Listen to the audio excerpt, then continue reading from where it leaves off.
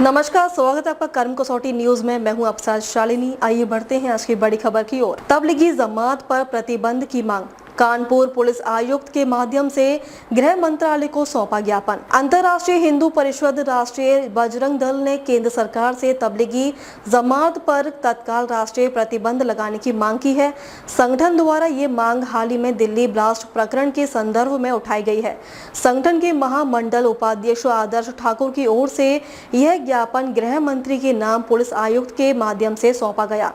ज्ञापन में आरोप लगाया गया कि खुफिया एजेंसियों की रिपोर्टों के अनुसार तबलीगी जमात की गतिविधियां युवाओं को धार्मिक कट्टरता और संभावित आतंकी गतिविधियों की ओर धकेल रही है। संगठन ने मांग की कि जमात को प्रतिबंधित संगठनों की सूची में शामिल किया जाए।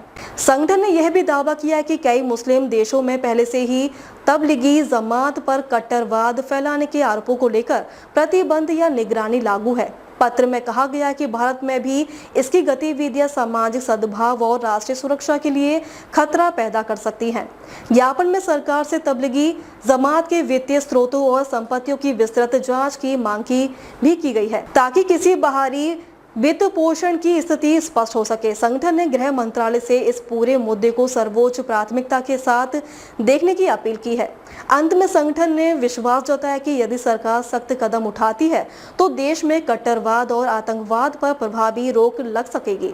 जी, आज हमारा ज्ञापन का जो कार्यक्रम था, ये माननीय गृह मंत्री भारत सरकार को कानपुर कमिश्नर के माध्यम से तब्दीली जमात पर प्रतिबंध लगाए जाने की मांग, जो कि अरब सहित कई देशों में ये संगठन बैन है और ये भारत की धर्मनिरपेक्षता के खिलाफ भी है।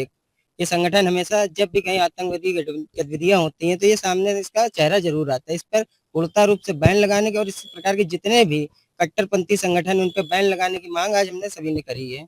और इसका कहीं ना कहीं लिंक कानपुर से बहुत ज्यादा हर आतंकवादी गतिविधियों पर निकल कर आता है।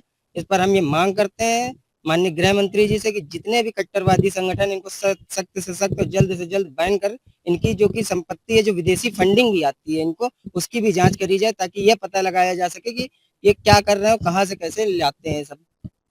जो कि ब्रेन वॉश करने का काम ये युवाओं और महिलाओं को ही करते हैं टारगेट करके।